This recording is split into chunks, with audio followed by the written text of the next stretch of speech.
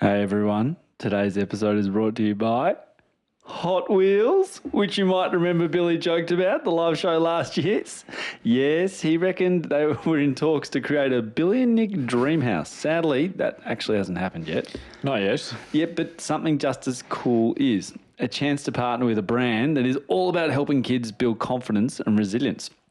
Hot Wheels is all about giving kids the confidence to take on challenges like launching a car through a loop, crashing into the couch, rebuilding the track and giving it another go. Hot Wheels is not just fun, it's about learning through action. Try, fail, repeat, grow. That's what play should be all around, right, Billy? And that's why we're really proud to have them support the pod. All right, I've got it. Maybe instead of a dream house, it's time for the Nick and Billy Ultimate Garage. Mate, I'm thinking of something even better. Maybe our own PCP Hot Wheels set. Yes, in our theme colours. And just like this sponsorship, all of those funds will go towards Guiding Growing Minds, supporting kids in the community. Brilliant, Billy. Hey, let's make it happen. All right, go grab your Hot Wheels cars, clear some space on the floor and settle in. This episode is going to be a good one. Billy, we have just wrapped episode 122, Love Actually and Actual Impact. What are people going to learn this week? So we talk about quite a complex theory that I hope is helpful and kind of share the context of the last 2 weeks, what I've seen in clinic, what I've been going through. And then probably my favourite bit is you go through these beautiful things that you've taken out of the last year, which is what we're going to ask audience members for. Yep. But yeah, what about you? What did you think of it? I loved it. Thought Yuri's science behind it, a bit of a spoiler, was fantastic. And he had this great phrase that was you can be irrationally crazy about a kid. Is that right? Yeah, we'll go over it. Yeah. Needs some refinement, but that's what the episode's for. We do unpack it. It's just about an hour long, so we hope you enjoy it. And Please send in your suggestions off the back of the episode. You'll learn a little bit more when you go through reflections. Advice. Yes, and advice. We hope you enjoy the episode. Thanks very much, Billy. Thanks, Dr. Nick. Hi, I'm Billy, a developmental paediatrician. And I'm Nick, a developing parent. We're going to use scenes from iconic movies to talk about how we best support our kids. This is Pop Culture Parenting. Hey, don't let your mother smell that beer on your breath. She'll take it out on me. I don't want to see you again for the rest of my whole life. And I don't want to see anybody else either. Who is it, Daddy? And what does it do? Just use your best judgment. We trust you. Good morning, Dr. Billy Garvey. How are you? Good, Dr. Nick. It's been a very big fortnight, even for me. Really? Well, yes, we'll cover that, but how are you? I'm good. It has too been a big fortnight month as well. But Yes, you have. You are looking wonderful. Well, you always outshine me in your attire, but... Well, I'm wearing a shirt today. I'm in the office after this. We record quite early in the morning, and so I then go into the office. Blue does look good on us. Maybe I've got another colour that I can go through every shade in. Well, you know, I died on the Camo Green Hill yesterday in a meeting with like all of my colleagues. I was like, I think it looks pretty good on me. And they were like, oh. And I was like, this is as good as the green. This is as good as it gets, guys. And I said that as I was draping myself, and then I ended up using a bit of AI to put Irwin, the young, good-looking Irwin bloke. What's his name? Yes. Not Steve, it's... God, how bad is that? Anyway, he's doing Dancing in the Stars, I think, in the States at the moment. Yeah, he's huge. amazing. Robert, yeah. and they put him on my khaki green shirt. Making AI work a bit too hard. I always wanted to, I don't know if I ever told you this, but we're trying to figure out merch to help us fund everything. And I was always like, wouldn't it be great if we got you to design a cardigan? I went back through, well, we're going to get to this, but I went back through, I think I got about 8 months into the year of looking at things. Yeah. Someone What do you mean you only got 8 months? Well, it took us a lot of videos, a bit more than I could chew. I was going to do the rest this morning. Anyway, listen, just easy. There was this one topic where it's quite a heavy topic. I'm in the really bright cardigan, and someone says in the comments, they go like, yeah, this is really serious, but I can't walk past that cardigan. My God, it's like 15 likes on it. Everyone's like, I know. It's like a really heavy topic, but they're like, the cardigan. It is beautiful. It is beautiful. I actually realised I got a bone to pick with you. A couple of days ago, you sent me a clip from a podcast to listen to. wasn't ours. I know you're I was like, how sensitive. dare you? You're know. listening to other stuff. But I you mean, mate, listen. I've been on lots of other podcasts if you get sick of pop culture. I know, mate. Trust me, you're all in my feed. Can't get on Instagram without seeing you. You're blocking it. Yeah. When it's like, do you want to see more of this? Like less. Why? You are all up in my grill everywhere on Instagram. Maybe that explains, my lack of seeing you. Where I'm Oh, like no, I'm seeing desperate plenty to of see you. you, whereas you feel like you're already getting I'm too much. Getting everything. But you did listen to that podcast. and Yeah, that it was guest. beautiful actually, and it's going to be on topic a bit Okay. because this whole topic actually is going to be framed around a podcast link you sent me months ago, which you didn't agree with. You just sent it to me, which was essentially like, you can't influence your kids. They're born with, what was it, 4,000 personality traits? Yep. And I'm like, I'm going to prove that guy wrong this episode. But Can we just quickly shout out who that podcast was? The person. Oh, the good guy, one. Elaine, yeah. Yeah. Elaine de Botton. Yeah. I like Elaine de Botton, School of Life. I think I could listen to that man talk. yeah, really, top Oh, three. it is his voice, his articulation. He is beautiful. But yeah, would he be top three for you? Top three what? Like, I don't know, experts that do media. Yeah, well, I don't, to be honest, I don't know, like, I know you really well. I was going as to an say, who's expert. number three? I love Tina. I looked at Tina. A lot of Tina's- Tina. Oh, Tina. God. Tina Payne, who you had on. I could just listen to Lane talk about, he's kind of like a bit of a philosopher sort of stuff, so I could listen to that. I mean, I'm not into that sort of thing. Yeah. Am I? I don't know, but I just like listening to him. Yeah, My I wife, think you're a Henry got me onto real it. active learner. Trying to be. Wish I'd done a little bit more in school. Found the capacity late in life, Billy, but here I am. Yeah, bang, learning a language. Yeah. Yeah. So Anyway. very quickly, I just wanted to give. I'll try and do this quickly. I need to give a bunch of shout outs and reflections. I'm going to try and do a frame around it. to me. The 2 weeks before the last episode were probably the hardest in the 4 years, possibly the hardest in my very short 41 years on the planet. A lot of like pain, hardship. Like you supported me through it, and Elise supported me through it. Some pretty awful stuff that went down. And then the last 2 weeks have been this like period of healing, which has been actual physical healing. So I had surgery and classic Annalise. This will make you Oh, laugh. yeah. Sorry, yeah. Yeah. Surgery. Yeah. Yeah. So yeah. So another surgery. Like Billy, I'm at my limit of stuff that's going on for you. It is But not hard. It's worthwhile, but God, man. I could have supported you more if on you the could other go back stuff. in I just time am like, and if you could go back in time and about the question of the podcast, would you still say yes?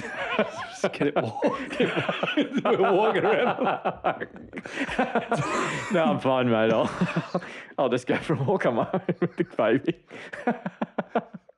But Absolutely not, Billy. But this is why this is fun stuff.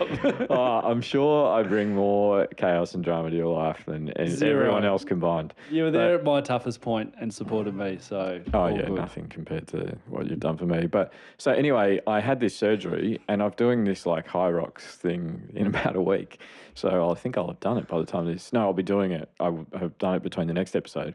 And it's like this grueling thing that, you know, really people twice my size, everyone will have their t-shirt off and six packs out, and I won't be that person. But if anyone's going to Melbourne, come and say hi. But anyway, I'm doing that. I've been training for 3 months for it, and I had to have this surgery unplanned, obviously.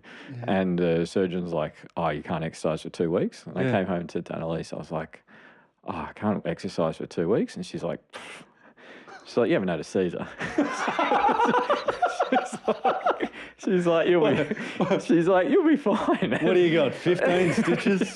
Like, there's internal stitches, like there's external stitches, but yeah, and she was right. So I was like, 2 days out, I started again. So I'm going back for a hernia up in Feb. So it's interesting how the world works, because I've been doing this actual healing, and then I've been having these healing kind of experiences. Obviously, like, yeah, nothing makes you want to hug your kids closer, and Annalise and you.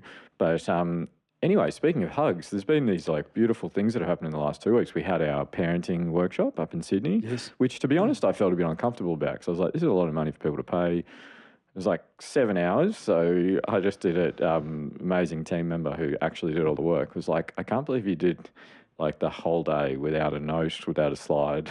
Like, I was just Okay, just a little had a shout out wobble. to seeing Billy live. It is unbelievable. Oh, I think the best. You are so good at Well, it. I think the best thing we ever do is together, the podcast and the live show. I think that's the best thing. I just have to be careful I don't ask too much of you. And you're back doing solo laps the neighborhood.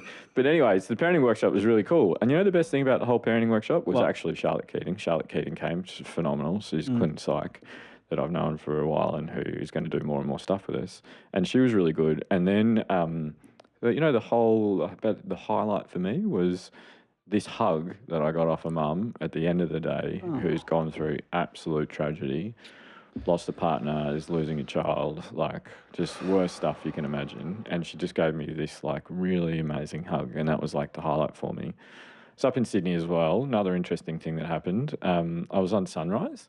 And so Sunrise and like Nova and all this stuff, we have like, this podcast succeeds because of like dozens and dozens of people. And we'll talk about a few more of them. But the Sunrise guys are just like, when do you want to come on? Like that's how amazing they are. They just like, yep, that day, that time, great, because we were up there. And I'm waiting in the wings and it's so dynamic. You've probably seen this, but the world probably hasn't. There's people just waiting in the wings and these guys are just like, I don't know how they do it. And I do this stuff Production's quite wild. comfortably, but they're just story, yeah, and just changing pace the whole time. And speaking of changing pace, like my section, so the host comes over, this is a break, and she's like phenomenal, this mum called Mon. She's like, Billy, your stuff's amazing. Thank you so much for what you're doing in the world. All these like nice compliments and stuff.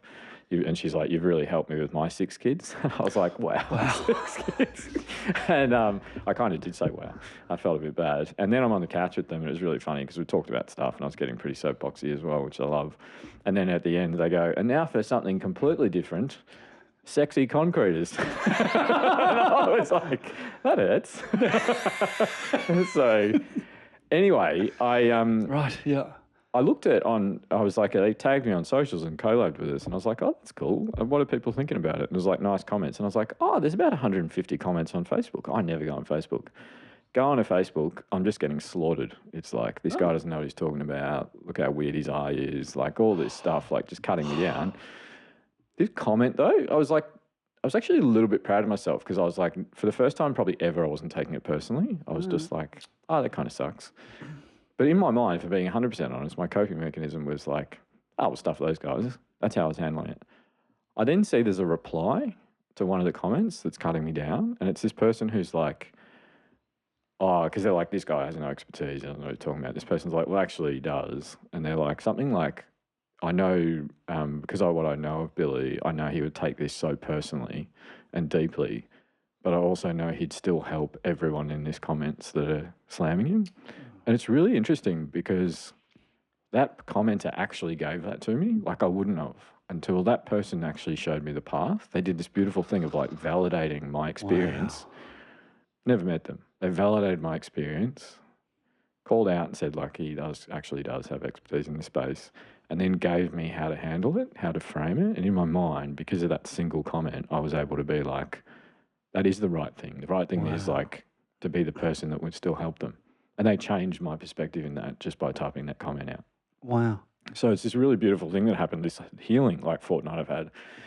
And then we did our impact series, which was amazing. We went out to like a community. We had so many apply. How was it? Phenomenal. Rebecca Harris came with me. She's such a jet. Like she's absolute jet. Wonderful. Like one of the best bits about that whole session was watching her present, same as Charlotte and Sydney. And, you know, Bec's just such a good human and an amazing clinician. And she spent 19 years in schools. And it was this like community that really is under-resourced and under-supported by services. We went out there, and do you know the best thing about that whole thing? And this is where I was proud of myself. We hang back and talk. The best bit about it is the question time and then the hanging back and talking. And this phenomenal community, but I caught this mum during the talk who like came in a bit late, could tell she was really awkward. She was sitting right at the back, like hoodie over her head, like, you know. And then people were wanting to talk to me at the end. And after like 45 minutes or something, I could see this person go to leave, and she was really awkward and she went to leave. And I just said to the people I was talking to, hey, sorry, I've got to go talk to this mum, because I've had it happen before where someone's hung and left and I've never met them again. I'm just like, I missed that opportunity to meet someone, and I could just sense the vulnerability in her, and it was right because, you know, she's fled domestic violence. She's like, but, you know, just awful trauma. She grew up with trauma. And I got to just hold space with her and like talk to her about her kids and how to help them and support them and offer some practical stuff. And that was the best thing about the Impact series. Now, the cool thing about the Impact series, and this is the end of this long-winded thing, is that we're now getting interest in like corporations doing more support for us. This podcast only exists because of the phenomenal AV1, All Things All Colours, Ivy Street, pro bono work. They just support us for free. I struggle with like all of my time is free, and so I struggle with resourcing this. Like we get hundreds of messages a day. I read everything about parenting, but the amazing team covers all the other stuff. I can't see individual kids. We can't have other guests on the podcast. That would help me if people realise that those aren't options, unfortunately. But people like Mattel sponsoring the podcast mean that we can really resource things like the Impact series. And it's amazing. You talked before we came on about like playing Uno last night. You genuinely said that. And Mattel genuinely care. Like I've met with that team now. They genuinely care about how they better support kids. Like this really powerful meeting that I had with them where they were getting a bit emotional about like the pod and the partnership and like whether it's YMCA. I was in Canberra this week for 24 hours. Like things are getting worse in our community, increasing family violence. More kids are starting school with developmental risk. We've never seen it this bad. You know, there is less kids are being read to in homes. 1 in 6 kids in this country lives in poverty. It is wild, and there's so much we can do about it. And I feel a bit hopeless when I read those reports. I helped Aracy and UNICEF and Minderoo with getting that more well known. You can see on the socials me talking about it. We'll do more in that space. But I also have hope. I met with the amazing for paediatricians out there. I got to meet with Fiona Stanley, who's like this just phenomenal powerhouse that the Children's Hospital in Western Australia is named after her. She's just amazing. Like she's been going out to like the, you know, worst supported communities in Indigenous remote Australia for decades and decades. And it was very funny because I was like, I went up to her and she's like, so what do you do, Billy? And I was like, oh, I'm a developmental paed at this hospital and been there for a long time. Love seeing families and training up the future clinicians, but bureaucracy drives me crazy. So I've got this social enterprise and podcast and book and all this stuff. I was like, the whole idea is putting the actual evidence into the media. And she's like, she's a hugely warm person. She's like famous for how warm she is. But she just like taps me on the shoulder and she's like, wow, what a revolutionary idea. She's like, been trying to do it for decades. But you know what gives me hope? And I genuinely mean this. I have a secret ingredient. What? You. Oh. You. But you won't like hearing that. But the last episode, having you read out about the 8-year-old girl who's carrying a garbage bag to a home she's never been into and told this is where you're sleeping tonight and putting pajamas on, your comment was, I didn't know that was happening. And I need everyone to know that's happening. And what this episode is going to be about is about how we can do that. Okay. So it's a very long-winded lead into like what my last 2 weeks have been. I'm averaging probably up 50% of the time I'm present at bedtime at the moment. And Elise is so amazing. Someone came up the other day actually and was like, thank you, Billy, the podcast is amazing. And then looks at Annalise and like gave her this like, and thank you. And I was like, that's actually the right balance. Because Annalise is like, she just finds out 2 days before that, you know, you're going to be doing everything on your own for the next 48 hours because I've got to run. Canberra. And it's just, she's phenomenal. So it was really cool. And it was really great just to meet the phenomenal teams at Aracy and UNICEF. Like they're just so dynamic and such amazing people doing stuff. So we're growing out is what we're saying. We need people. We need more people to come on board. We need more people to sponsor the pod. We need more companies to come in. We will deliver high impact stuff and you will help us resource the community. It'll be actual evidence-based, clinically informed advice. Yeah, just quickly, just to explain the Impact series, I think we should keep going over what it is. It's can you just, I'll let you do it. Yeah, so the Impact series is based on like what we do in clinic and my PhD about how do we build the capacity of educators and parents to best support their kids and caregivers. And what we do is we look across measures of access to support and services and communities that traditionally haven't been supported and have a lot of difficulty accessing help. We go into them. We go into them and hear, what do you need us to do? What do you want us to talk about? What knowledge do you want us to bring? And then we have these really meaningful, deep conversations and we're going to build it out. And if you reach out now, because we got a lot of people reaching out, we're streamlining everything. we can show you the ways to access resources, whether it's the Impact Series that happens for free because corporates support it, Hawthorn Footy Club, for example, whether it's, us doing stuff with your school and you don't qualify for that, or your kindergarten, your childcare, please reach out because I'm going to spend next year trying to drive this so that it really starts firing. And largely it is, we really do rely on the support of organisations that can afford to have you to come and do a talk to help fund the impact in those underfunded communities or under-supported communities. That's a really... Definitely, but we want to also, I'm always happy to do that, but we want to build out stuff that is way more meaningful than that. We're looking at platforms, we're looking at some really exciting stuff. Also, very quick shout out, two more lighthearted ones. Any budding actors, don't want to give away the reason. I think you probably know about it if you think. Yeah. We're going to, any budding actors reach out, especially if you're in capital cities next year. Across Australia. And then I was thinking we're going to be in a studio next year because I won't be living in this house. Yep. If anyone is happy to support us, and we'll obviously pay for it with some hair and makeup. I just thought, wouldn't that be cool? My daughter does makeup.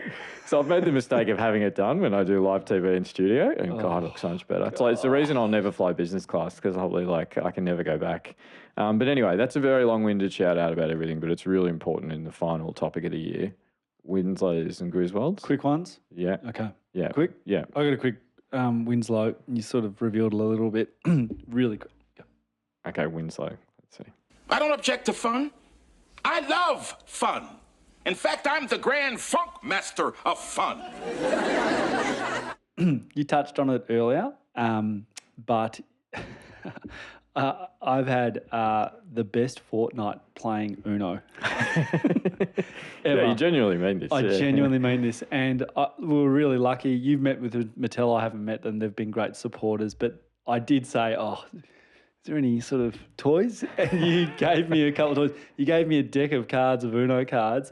And I'll be honest, got into some of the other things. They sat in the box.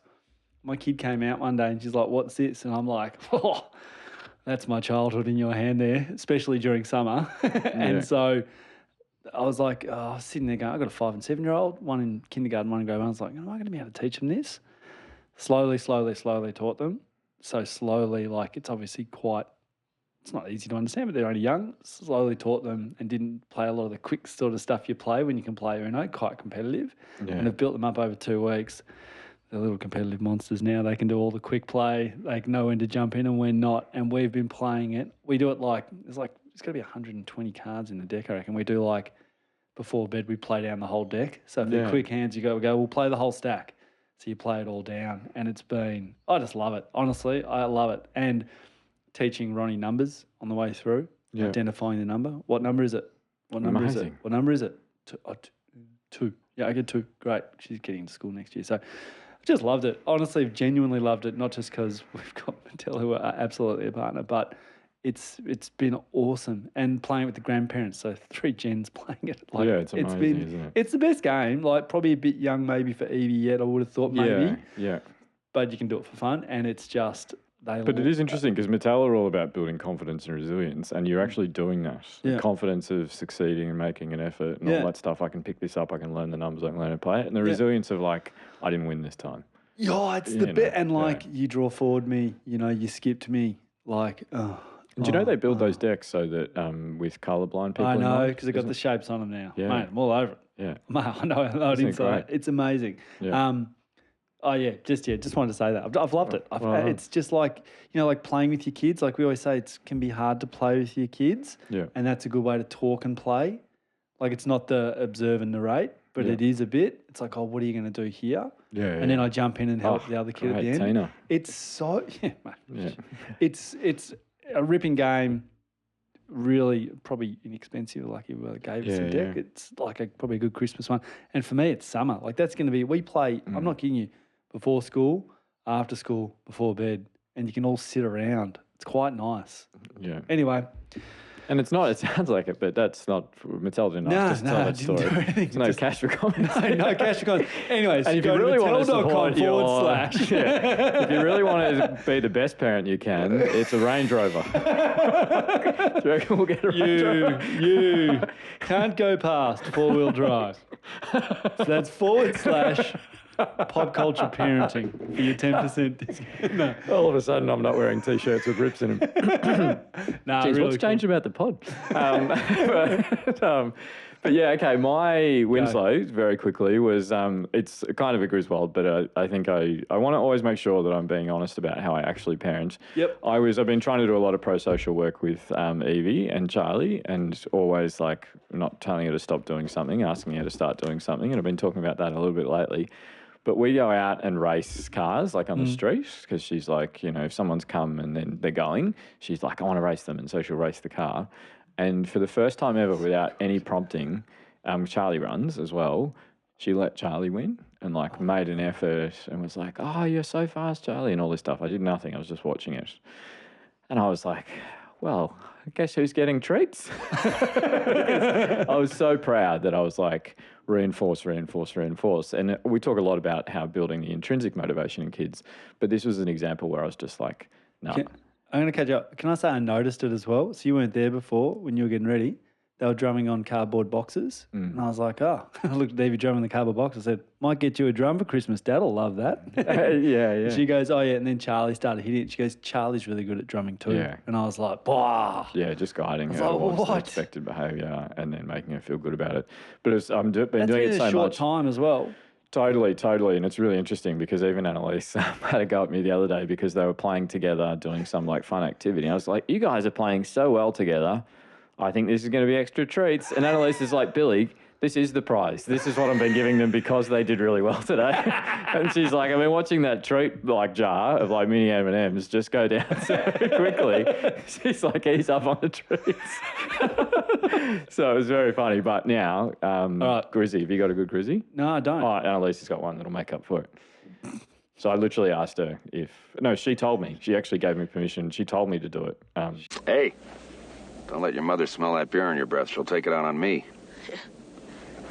You haven't heard this story. There's been a couple that haven't been on the pod where you're just like, oh my God, that is wild. Like just showing Annalise's capacity of like, anyway. But yeah, the other day, Evie was having a bit of a hard time at daycare at kinder and got asked to be picked up early. And Annalise rolled in and broke her day a bit because she had Heidi, who for people who can't remember is 4 months old, and Charlie who's 2. She rolls there, it's a pretty hot day. She goes and gets kids, like jumps in the car, and like this is classic parenting. We've just got to the point now where Evie like just gets in the chair and sits there and puts her arms through after like a very long window of like no fighting it, jumping around in the car, all that stuff. Mm-hmm. But Charlie's doing it now. So Charlie's now in the window of like reluctance and all this stuff, jumping in the front seat, all that stuff. Contagious. I think medically it's contagious. Yeah. Yeah. So Annalise clicks them all in. And then closes the car door. Charlie's hit the lock button internally and the keys are in there. And she's sitting out front, hot day in Melbourne. Classic. When Evie realises and starts getting really upset. And Annalise is like... click herself? No. Annalise is like talking her through the window saying, press really hard, couldn't unclick herself, just melting down.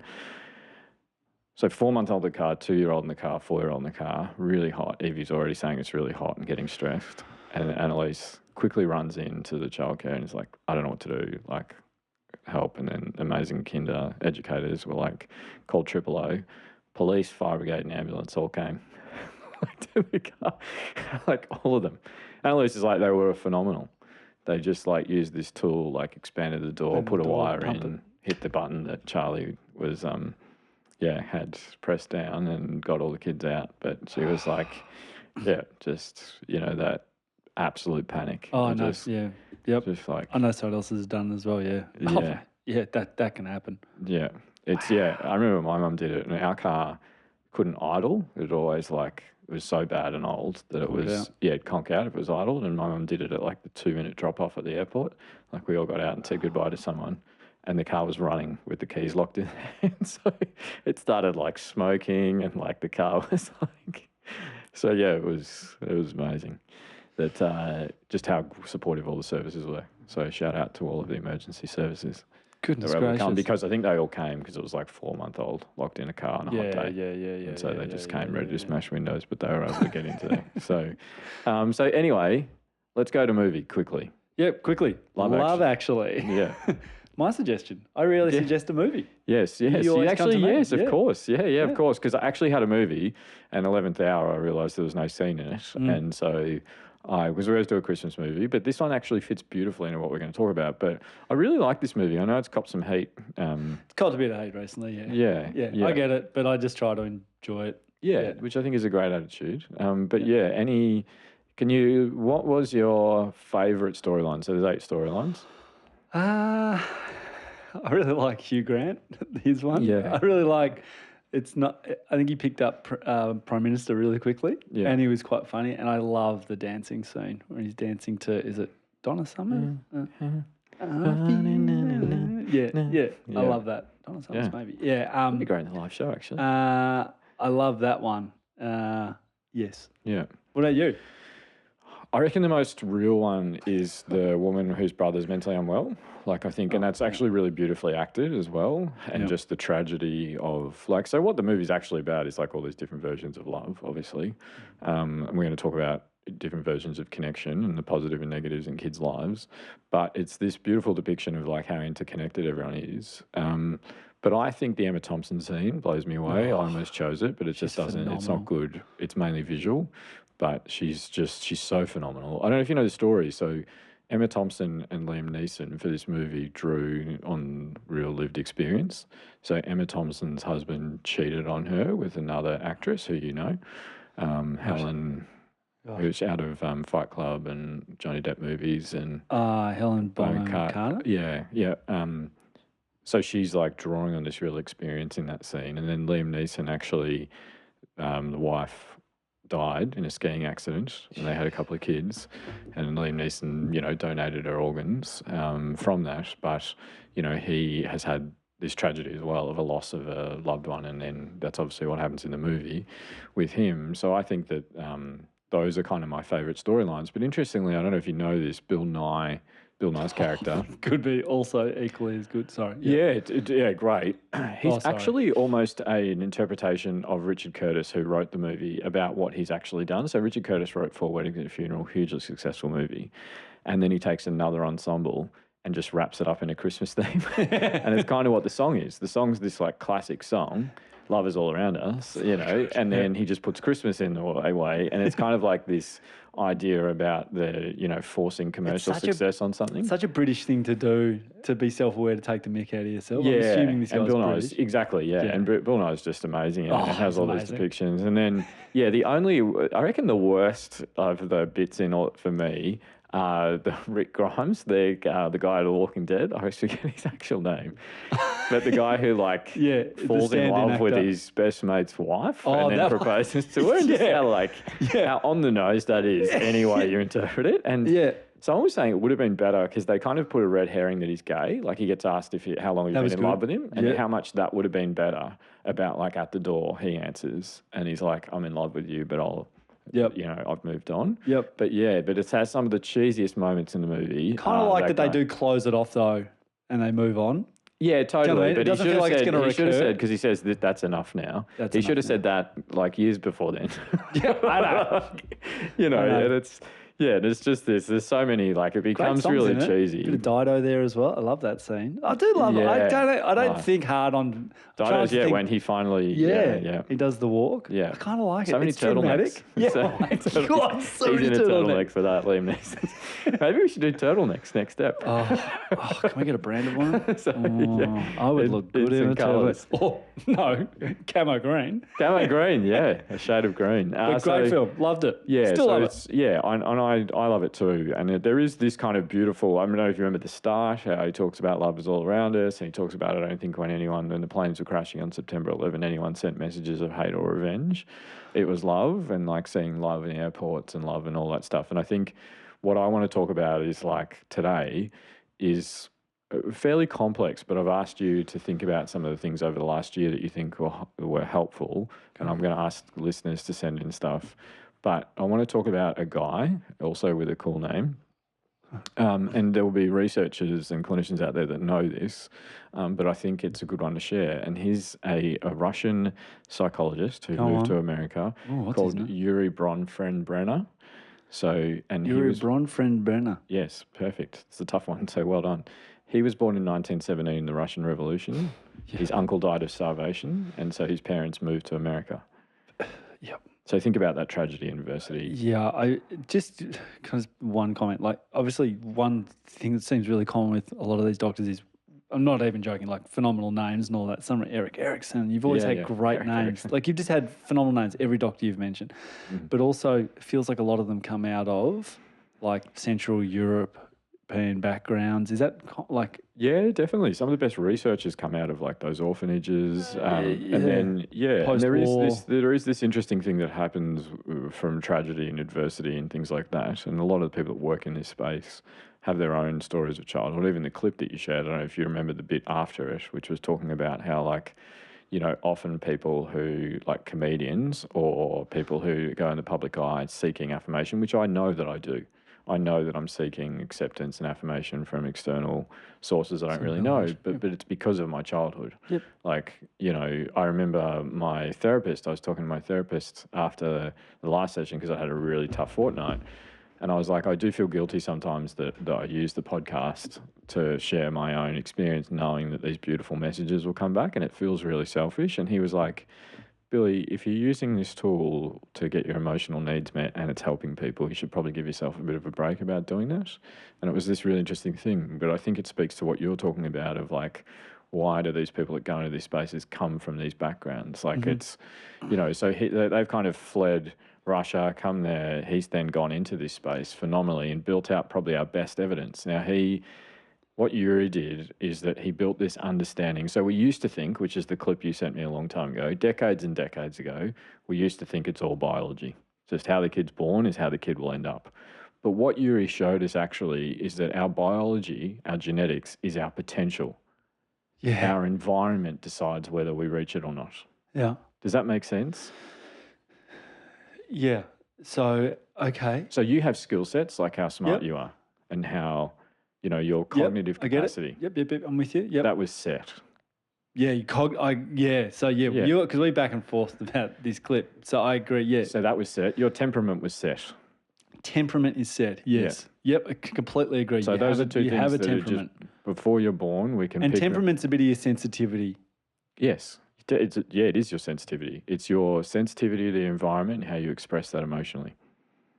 That's what your Yep. temperament is. Yep, But everything else can be changed. agreed. Skills. Yeah. So like a lot of us have come, like I'm in that 20% that came up through 3 or more adverse childhood experiences, developmental trauma, biggest predictor of mental illness. I had a lack of protective things in my life, and I had risk factors that were present. Those things weren't set in stone. It didn't have to happen. The lack of things didn't have to happen. But then I also had protective factors. I have protective components in my life, such as you, meeting Annalise. You know, the job that I do is a protective factor. It meets my needs. It helps me be financially stable. We're going to talk about all these big concepts. And what Yuri did is he flipped the switch on that idea and said, actually, there are these dynamic, contextual forces that act on a child. The child is at the center of them, but these influences are dynamic. They change the whole time, and that's where we need to spend our energy. And he went to government, just like I did earlier this week. He went to government and he was part of starting what's called the Head Start program, which is one of the best, longest running programs in the world. So this guy, Yeah. Yuri, Yeah. started the Head Start program. Yeah, I've heard you talk about. Yeah, so he started it. It's all through America, and it's all about how we build parent capacity through the actual evidence. So one of the things he said, which I completely agree, and he said it decades ago, is anyone in this space needs to understand childhood development. Most people in the space don't understand childhood development. They're like an influencer or they're making lots of money and all that stuff, and they don't actually have a clinical or research background. And he was saying decades ago, you have to. And he was saying you need to understand the context around the kid, not just the kid in front of you.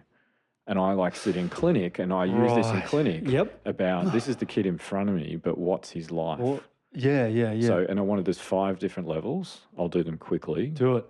So there is the microsystem that the kid lives in. Give me an That- example. That's for your kids. Physical that's- house. Yeah, that's the relationships with you, with their mum, with their teacher, with their grandparents. Well, that's Now, the micro. you are Okay. part of a microsystem for my kids more than I am for yours because you're just like really engaged. You get to see them. You're probably third or Got more fourth capacity. attachment figure. Yeah, but More. you're probably third or fourth attachment figure for my kids. Yep. And so that's the microsystem, and that's the directly interact and influence. Then there's the mesosystem, and that's how those forces interact. Educators are part of the microsystem as well. Now, your relationship with your kids directly in that microsystem has a huge impact. The things that we think about, which we've done over the podcast a lot, is co-regulation, mental health first aid, how do we support anxiety, parental mental health, all those things. How do we actually build the evidence into the real world of how you interact with your Microsystem's kids? the most impactful. Yeah, it's the most proximal. It's the most direct. And hence, therefore, the most impactful. Yeah, we'll talk about Okay, levels go. of impact, but All right, yes, go. mesosystem is the next one, and that's how those relationships and worlds interact. And the best example of that is your relationship with their teachers. Gotcha. So I'm picturing a web. Yep. If there was 10 things I could change in the world, one of them would be that educators and parents and caregivers are supported in working together. Because think about it, if you argue with the teacher, I'm telling them one thing, they're telling them another. yeah, or you've got a bad relationship, you're not looking after my kid enough. I'm sick of you telling my kid off. You're the reason my kid's not doing well. You know, the impact that has on your girls, because that teacher's there, seeing you in the relationship with them, it's very likely to influence how they are with your kids. How much effort they make happens to me in clinic. For parents blowing up at me demanding happens very rarely, thankfully, because I've specifically done training in how to do that. But, you know, if that happens, it's very hard because it influences how I am with the kid. So that influence is from the mesosystem. Then we think about the ecosystem. The exosystem. The exosystem is the worlds that don't directly influence the kid because they're in them, but have a huge impact. And the best example of that is your workplace. You're in a healthy workplace as their parent that supports you. You get good leave, they flex, they're nice, you're not really stressed, you like what you're doing. Teacher is part of a good school. Yeah, but the kid directly is in that world, whereas the kid's not directly in your workplace. Okay, but gotcha. if you come home and you're stressed, if you're getting bullied at work, if you're having to work long hours, that influences Push the that kid because down, you come home with less capacity. Yep. And then we think about the macro system, which is the culture that's around us. Yep. Now, the podcast is trying to influence that. Cultural beliefs, media, how we think about boys, how we think about juvenile detention, all of those things. And what we found from the report was part of presenting in Canberra, like a part of trying to amplify it, is it's getting worse. Juvenile detention is a perfect example of the macro system impacting individual kids because it's saying, ignore the evidence, increase consequences, increase punishments, knowing they'll just reoffend, it'll be worse for them and increase their mental illness and make our community less safe. But politicians are just listening to a horde that's saying, you know, we want, you know, these kids to have consequences. So we're trying as a podcast to create a healthy environment and community that shares that science in the macro system, in that space. We also, in different levels, come back down to the others. The fifth level is the chronosystem. And that's how things change over time. Things change over time for the kid, things change over time for the family, things change over time for workplaces, and things change over time culturally. Think about women's rights. It's one of those things that drives me crazy. I keep getting asked in the media about back in the olden days, it was so good and kids weren't soft because they didn't get everything they wanted. I'm like, we know better now. We don't drive horse and carts around because we have a better understanding. We've advanced technologically, we've advanced in our understanding of science, and all of the evidence shows, even in parenting style, where the evidence is across cultures, about you have high demand by being warm first. Okay. It's not permissive passiveness. So what I think is really helpful to think about with these kids, whether it's a kid in your home that you're supporting or it's a kid I meet in clinic, is what is the world around this kid on those layers? Because it's not just the kid, and the kids impact those worlds. A lot of these kids are hard to parent, so they make you look like a worse parent. A lot of these kids are hard to teach. They increase your stress at work. They increase your ability, they decrease your ability to have a positive relationship with their parents because they're really tough and they strain your resources. They make you afraid because of how violent they are. Like the macro system has to take some responsibility. I see educators all the time that are leaving the profession because they're like, I'm at risk of being harmed here physically and mentally. I can get paid as much to hold a stop sign. Now, I'm not saying pay the person holding a stop sign less, but realise that teachers need to be paid more. It's a really simple, like, and it's not a lack. We don't lack the money. The money's all there. It's just we need to understand where our values sit and say educators are the most important professionals. Let's pay them more and support them more because they're leaving the profession in droves. So what we're trying to do is think about the kid that's sitting in front of me. Now, I'll give you an example. Yesterday, I had a mum who came in, who I know pretty well. I've seen her a few times. She's got a black eye. She walks into my waiting room with a black eye. I said, how are you going? She said, I'm surviving. The 8-year-old boy sitting next to her, lots of behavioural difficulties. Now, one lens would be to say, what's wrong with this kid? But mum's just fled domestic violence. And do you know why violence erupted?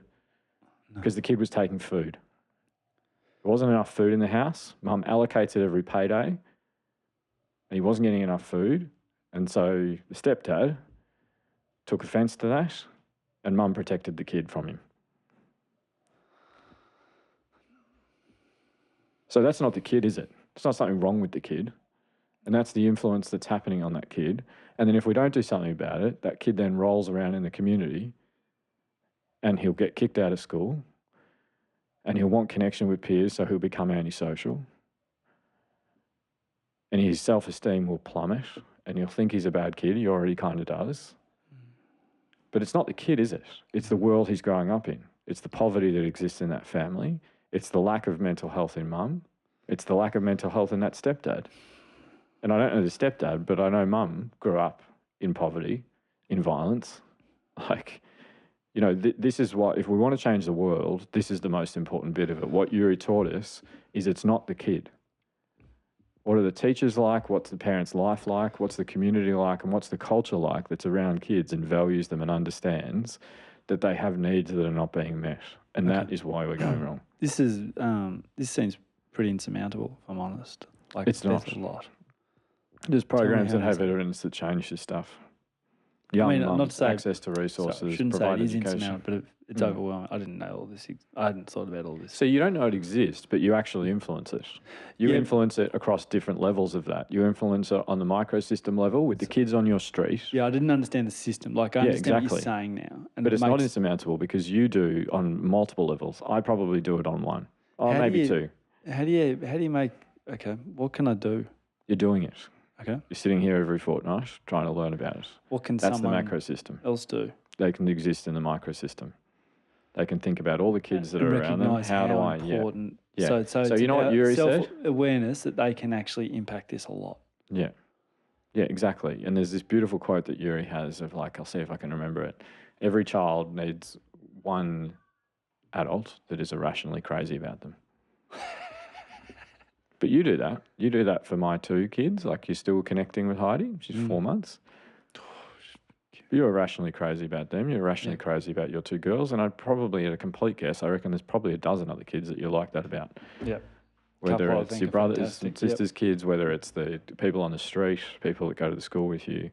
So you're like, I do it in clinic. I had a 20-year-old yesterday that I saw who's come back and seen me, like, horrible domestic violence. He's still having to live in that home economically. His dad's still threatening him, trying to get him out of there, like, and doing all this work. And I'm not going to see him again because I'm leaving. And we had this emotional, like, in the corridor of the hospital goodbye, where he was just saying thank you and being, like, so thankful and getting upset. And I was like, mate, you don't have to say thank you. I've been paid to do this, but you've also helped me understand how I can help all the other kids that are younger than you going through the same thing. Because he's shared his story with me. He's articulated what he needed and what he didn't get. You know, he's been open and vulnerable about it. And I said that to him and we both got a bit, like, emotional about it because I'm like, I can learn from him. Like, in the macro system, we do this. We amplify these stories and share them. We're always respectful. We always keep them anonymous. But the world needs to understand what's happening because this is the final time I'll be really deep and scary about it. Intimate partner violence rates are not falling. Between us, we have 4 girls. A 25% chance in Australia, 30% chance internationally, and that's underreported. These are little boys that are coming up now that are just not getting taught pro-social skills. And the idea of what Yuri talks about, and there's also stuff since then called dynamic system theory, that talks about these are hugely interactive and complex systems, but we can have a huge influence on them when we understand them. School communities thinking, these are not bad parents. These are parents that don't have the resources. They're struggling with mental illness. And that school we went out to for the Impact Series, they were amazing. They saw me talk to that mum, and the leadership came to me afterwards, and they were like, that was the one person we wanted to come. That was the one person we wanted you to talk to. That was worth it. Like a 2-hour drive, that, you know, one way. Yeah. Talked Rebecca Harris's ear off the whole way and back. But, you know, like, this is changeable.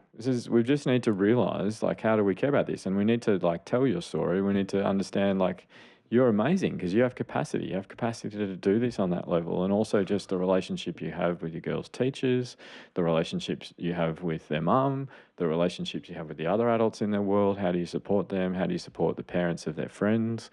Like, you do that, and that has a huge flow-on effect of your kids and all the kids that are coming up around them. Now, I did ask you as a favour, the homework. I didn't just make you pick the movie, about, like, is there anything that you feel like that has been really helpful over the last 12 months? Lots. From the pod? Lots. Well, actually.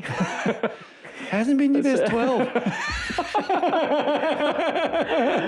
I'm like this. This is a collective thing, Dr. Nick. Yeah, but it's not been the best 12, but it's not been our best 12. No, I thought first I didn't go back to it. So people don't know, but we take show notes for every episode to see the highlights you see on social. So I know that. So I didn't go back and do that. I actually went back through, like, so what are we in the 10th month or 9th month of the year? I went all the way back to, it was 8 months because we start again in Feb. We're in the 11th, just in case that's scary for you. 11th, don't. It's Christmas next week. There was certain things that obviously there's a bit of lots of stuff. So, but on this particular topic and about given you can really influence an individual kid, and I like the idea of, like, what was it, rationally crazy? Yeah. I think in that one alone is a really good. I think about defaults on things, and I think about just being able to get the get rights, like just the basics, and that's kind of what I focused on. So I love the things that are like, you're irrationally crazy. I'm like, great. And I know there's a few kids around me that I am like that about. I just think they're just fantastic, and I hope that they think they're also fantastic. But so those are the sorts of things I think if I'm a parent, I just need that grab kit. So I think I go back to, like, play and the observe and narrate. I'm like, that stuff's incredibly helpful. So I'm like, I just like, that's my default with most things. Well, I won't go through hope because we've just done it, but it seems basic, and I know this is our 4th year, like right now, like we were just almost, all 4 years completed. I think when I come back to the neurodiversity one, I always go, neurodiverse kids process the world a different way. Yeah. Like they're not different. The way they process is different, which I guess might make them different, but they just process it really differently, and we'll never process it the same way as you and I do. So you got to remember that. It's just their processing's different. Yeah, beautiful. Nothing wrong with the kid. Yeah. They just process it differently. Yeah. Which then is why they struggle, because we deliver and do things in a certain way that is quite rigorous. So I think about that one a lot. And because I've got, like kids close to me, family and friends that have kids with neurodiversity, and I'm like, that kid's just processing it differently. Yeah. And I try to find ways when I'm around them really quickly to, like, I'm not around them enough because of capacity and all the rest of it, but just to be like, they're just processing it differently, but like jump on things they're doing really well to let them know they're doing really well. Yeah, it's beautiful. And I felt really embarrassed about this, but this week in clinic, one of my fellows was like, can you please come to the room? And there was an autistic boy who was like behind a chair just kicking the wall. And I came in the room and he was running over to mum, who's sitting on the ground, and punching her in the face. And he's really distressed. And the fellow's like trying to get through the appointment. And I was just like connected with the kid. I was like, should we go outside? Yeah. And he's just like suddenly realised, because he didn't want to be in the room anymore. He'd been in there for ages. And I was like, all right, you're going to choose whether we go down the lift or whether we go down the stairs. Oh. Chose lift. You're going to be the one that presses the button. All right, should I press what level? This is on my next one. So we went down, and then it's actually really embarrassing because that fellow's been part of our program for 9 months, nearly. They start in Feb, so 10 months. She was like, I didn't know you could do that. And I was like, of God, that's bad on me that I hadn't. I do that all the time. I pull kids out of the room. I'm just like, I'm going to follow your lead. I'm going to be sensitive to the way you're processing the world and realize this is overstimulating and stressing you out. I'm going to give you autonomy and we're going to lead down. And then I was able to talk to mum downstairs. And so you've never coined this, and I don't think this is technically accurate, but play is an antidote to PDA. Yeah, it is a component of it. That's beautiful. Yeah. I was speaking maybe about not yesterday. antidote. Antidote's not. I know. I made that up. It's not the right word because that means there's a problem. But No, I think it's the antidote to opposition and friction and battling. And you did that with the lift stuff, like, oh, stairs or lift, mate. Yeah. And they go, oh, I get a choice, get a play. And I think that was important. I was just going over the PDA stuff Yeah. because I sometimes just resolving conflict with kids. So Yeah, I thought yeah. that we'll call it PDA. Maybe it's not PDA, like maybe it's not PDA, Totally, but I'm no, like no, as a way to resolve conflict with kids is like play and like minute play like that. Like this, kid sound like you're struggling yesterday, but you're like, oh, do you want to take the lift or stairs? They give them the choice, and it's a bit of play. Which Yeah, one's the other quicker? thing I was doing is I was connecting with him on the distress he had in the room and trying to acknowledge it, validate it, and find a solution to it, which was leave the room. And yeah, PDA, it's interesting. We were speaking yesterday at the start of our clinic with 3 fellows, and we have a behaviour clinic, which is my favourite clinic, and 2 of my favourite consultants and I are the consultants there. And we were talking about this and how a better term, in case anyone hasn't heard this in the previous episode, is persistent demand for autonomy instead of pathological demand avoidance, because it makes it sound so scary. And I don't use it diagnostically. I use it as a way to understand what is going on for this kid and how we help them. And there's a deeper need that's in them, but play is definitely one strategy that can be helpful. Can I just give you a couple more quick ones? I'll be quick on these ones. A couple of general ones you said. I didn't know where they fit into the year, but I recalled. You can't learn to swim while you're drowning. Yeah. Someone gave that to us, I think. Yeah, you said that on Pass the Ox. If you're ever going to Pass go the Ox. listen to another podcast, those boys are amazing. And that's the most my story's ever been on another podcast, because people often ask me to come on just as an expert. Yeah. But with those boys, they wanted to hear my story. And so it was really cool. But yeah, I just said that while I was like rabbiting on about something else. Yeah, I like that one. Yeah. And that's a bit about just like all these tips that we're giving out. Survival's really hard.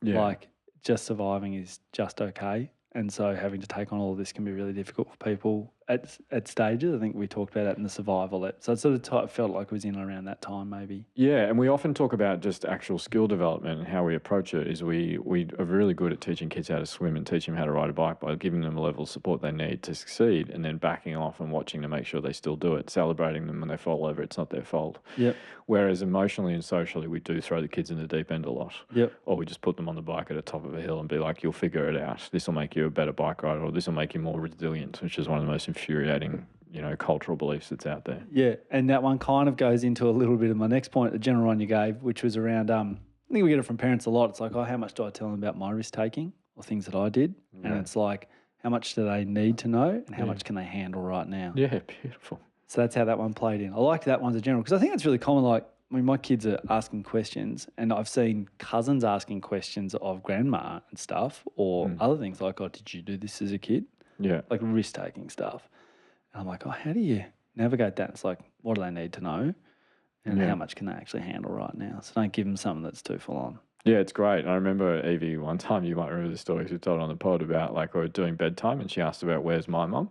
And I was like, oh, okay, this is going to be a big conversation. I got halfway through it. And she's like, okay, let's keep reading the book. I was like, well, it's like, yeah. And just one more. Sorry, I'm not sure if we've never done this format. Okay. It's probably more helpful than all the stuff I've been rabbiting on about. No, not at all, because this is all the stuff that you rabbit on about. So it is really important. I've got more, but I want to finish with one. Tina Payne. Do you go back and she had zinger after zinger after zinger. But that was the design of the episode. It wasn't a specific topic. She could just talk on everything. She's obviously hugely experienced, incredibly well written. Has her own clinic, from what I could understand. Yeah, clinics like runs. Clinics, yeah. She's amazing. She had a couple of zingers, like, and you talked about this one as well. Like, instead of shame, choose curiosity, and that's just a little bit along the lines of be curious, not corrective. Yeah, and that's the hardest thing in parenting, is not to give the kid the answer or tell them what you actually, like, no, you're doing it wrong. Yeah. And that comes in play in everything. So, like, because there's a component, if you if you just do help them, they'll feel that shame. And I think that shame's really not dangerous. It's really harmful. Yeah. And so that one, and the other one I want to give her is this one. This, I reckon, I'm not there yet. I tried to use it recently. It was really unfair because it was just too much. The big one about when kids stuff up, so the trust bank and making withdrawals. Yeah, you didn't break my trust, you bent it. And you've taken a big withdrawal out of my trust bank and you need to make some micro deposits to get back to where you want to be, to go to that party, to do that thing by yourself. You haven't broken the bank. You've taken a dint out of it. Let's build you back up, but I can't put you back where I thought you were. You're not there. Yeah. So let's build it up again. And I think that one's coming for me. I tried to use it recently on my 7-year-old so unfairly. And she was like, what bank? I was like, what? Yeah, but So it's anyway. just as Yuri talked about, it's dynamic. Like we watch our kid, and totally. I mean, I could go on about so much, but those are beautiful things to share. Let's do the scene. Sorry, So the scene is but that Is was that how you wanted that to go? Because I didn't know. It was absolutely perfect. That was like closer to Tina than I've ever been on this podcast, of just punchy, like. Oh, yeah. Yeah. But that's mate, that's summarising. You gave me 8 minutes or whatever I spoke for. It's all your work for the year in Zing It. Like, Oh yeah, but I mean, you are the superpower of this podcast because you're the translation piece. You're the mate. I sit in clinic all day, every day, talking about this stuff, hearing these stories, trying to help these kids and their families and their educators and all those systems. I'm really lucky that I get to operate through all those systems, all those layers. It's the difference. I love the book.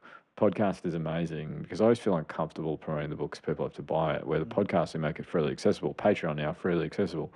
And the beautiful thing is it's iterative, it's dynamic. I can change it. I can read all the feedback and go, I need to do more on this. Survival came out the back of a guy coming up to me and being like, I love the pod, but sometimes it makes me feel like I'm failing because I don't do all the things you recommend. So I was like, sweet, survival's next, And so I've got all these amazing ideas for topics for next year. Sometimes I worry I'm repeating myself, but there's so much stuff we haven't touched yet that I'm just like, man, that's so exciting to think about going into that space. But I think you are this phenomenal translator where you sit there and you hold me accountable and say, explain that better. And then you are vulnerable in your own journey. There's not many people out there that have my opportunity to learn about this for nearly 15 years in full-time uni, to work in this space for over 25 years now, and to see these kids every day and the ones that people have given up on, there's lost hope and all that stuff. And I don't have that experience because of my training, because of the work I've done professionally, and because of all the kids that I've met that have turned. Whereas you don't have that. Most of the world doesn't have that. Yeah. So you can be hopeless. It's normal to be hopeless. It's normal to feel lost. It's normal to be like, I don't know what I'm doing. I don't know how to help this. This idea that, kids just figure it out on their own is wrong. And we know that because our adult mental illness rates are so high, and so are those of all the kids, and they're worsening. But there is so much we can do. And it's what Tina and I have in common? Not much. I wish she's probably my North Star, as well as a handful of other people. Yeah. She doesn't. I remember someone who is in this space, and without naming them and shaming them, but is in this space without quals. And I remember them saying to me once, every time I do a talk, I make sure at least once I say I don't know the answer to that question, because it shows that I'm being vulnerable and all this stuff. And they're like, even if I don't know it. And I remember walking away from that conversation and being like, I couldn't do that. If I know the answer, I'm going to give it. And if anyone ever has been to any of my Q&As, I've got a very long answer to every single question that comes. But Tina's like that. And I knew she was so good. I felt so uncomfortable in that one because I was like, I don't want to look like a jerk and be like, yeah, I know, to everything she was saying. But then I felt so dishonest when I was like, oh, really? But this is how this works. I couldn't find my space there. That first 10 minutes is so awkward because I didn't know what I was doing. I was just like, and then I was like, just give them Tina. And I was like, ask about all the big stuff. And I knew she was going to be tight on it. So you're as good as, we're not comparing, but you're great too. But I thought she was good. Yeah, I think my difference is that I weave my own story.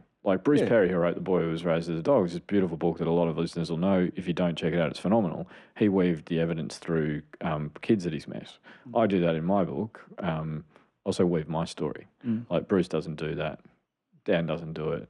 Tina weaves her own story, in terms of parenting and stuff. But I weave my own childhood and like frustration and mental illness and all those things because it's healing for me. It's not because I'm this great person. It's because that is healing for me to help me process it and all that stuff. Anyway, amazing. Let's do the scene. So there's so many scenes I wanted to do, and I reckon I looked at 5 of them before I chose this one. This is just a lighthearted one that is a beautiful like example of like, how's the kid going? Yeah. And thinking about our own bias of what might be happening, but thinking about what's happening in their broader world, like Yuri would have taught us. So for the people who don't know, just the context, this little kid's mum has died.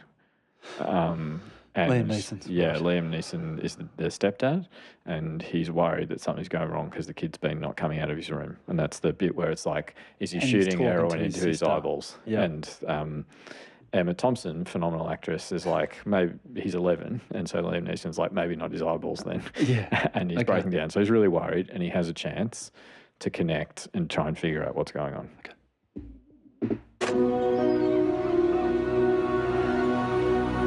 So, what's the problem, Samuel? Is it just Mum, or is it something else? Huh? Maybe school? Are you being bullied? Or is it something worse?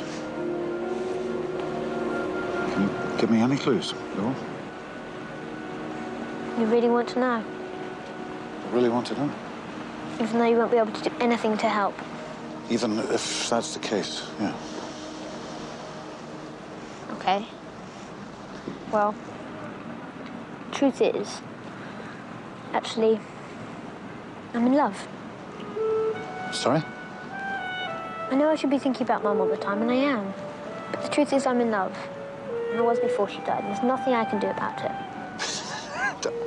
Aren't you a bit young to be in love? No? Oh, okay.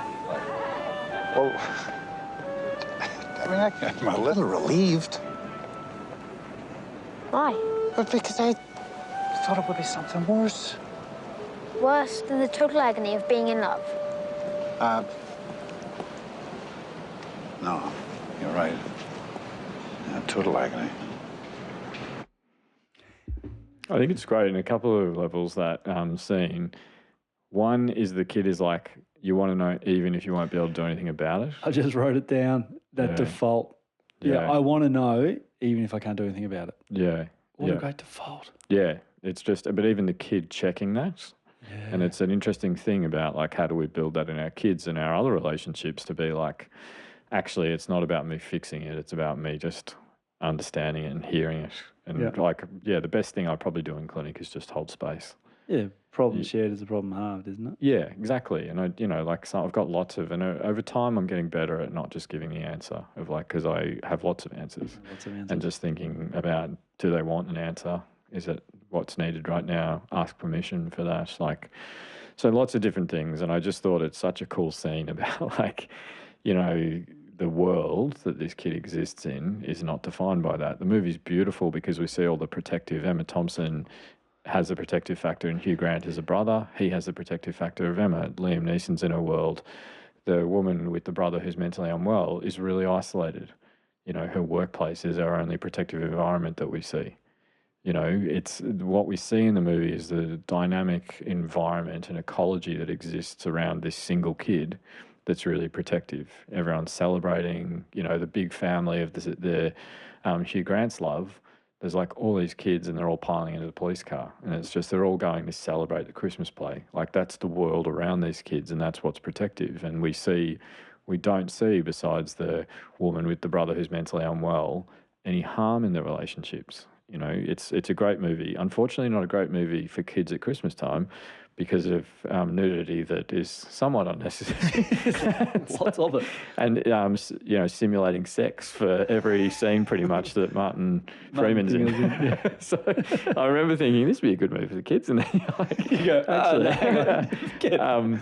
But I almost chose, just to close it out on the movie, I almost chose the Emma Thompson scene, because the Joni Mitchell song, I don't know if you know the Joni Mitchell song, I've seen both sides now. Yep. So she wrote that when she was 21, and it's this phenomenal idea and concept. She wrote it off this book about like someone seeing both sides of clouds. I've seen them underneath, and now I've been in a plane and I've seen them from the top.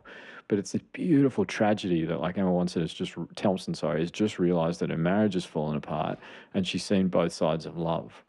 And it's this really wonderful thing. There's a lyric in it. I'll see if I can remember it. It's like, what I could have become, but clouds got in the way. And that's what this whole topic is about. It's about all the stuff that gets in the way of kids reaching their biological potential. And so many of those mechanisms can be moved, whether it's how we are with them in the home, how we are with their educators, what our schools look like, thinking about the culture that's around them, systems that actually support families in poverty. Like it's a really cool thing to think about, because we're really lucky Guiding Growing Minds is a small part to play across all of those systems. You know, we will hopefully eventually get to the point where we build out a clinical team that not only delivers actual evidence in the community, but also sees the kids that everyone's worried about. Like that's, you know, I see so much potential in this, and it's because of the growth and everyone that's come around and supported us. So please, more people reaching out to share resources and collaborate would be amazing. Now, what the last episode of the year is going to be in 2 weeks, what I want people to send in is, like you have, the bits that they've found helpful. I want to hear Winslow's and Griswold's. I've already got heaps. Practical strategies, reflections on what we've spoken about today, you know, advice in that context. Yeah, stuff that we haven't done but they've found is really useful as well. Yeah, that would be amazing. Stuff that they've lived by that it's helped or guided them would be really cool too. Yeah, definitely. So, and then, yeah, we'll do that. And there's also people, I think you'll be able to catch it by the time this come out. Yes, we're going to do our last Patreon with just you and me for the year. Yeah. It'll be Q&A, send in whatever you want. We'll talk about stuff. It's open to everyone. Yeah, just to make that clear, we should make that really clear that anybody can join that. Yeah, you have to actually join Patreon, but you don't have to pay money. The people that are helping us resource stuff, thank you. Thank you we for don't those want that any do pay, barriers but no barriers to the content. Yeah, the people that are paying are helping us do things like the Impact Series and everything else. But yeah, so it'd be really cool. I'm looking forward to that Patreon. I'm looking forward to the next Q&A, the next follow-up reflection episode. And yeah, so thanks, Dr. Nick. Awesome. Thanks, Dr. Billy. I appreciate that, guys. Just make sure you are following us on all the Instagrams and the socials, just so you can answer the polls on the way through as well. So that's Pop Culture Parenting on Instagram and popcultureparenting@gmail.com to send through your long versions of anything as well. Billy, I can't remember what number episode this is. Which we'll get 1, 2, 2. Yeah, because it was 11 squared. Yeah, it was 1, 2, 1.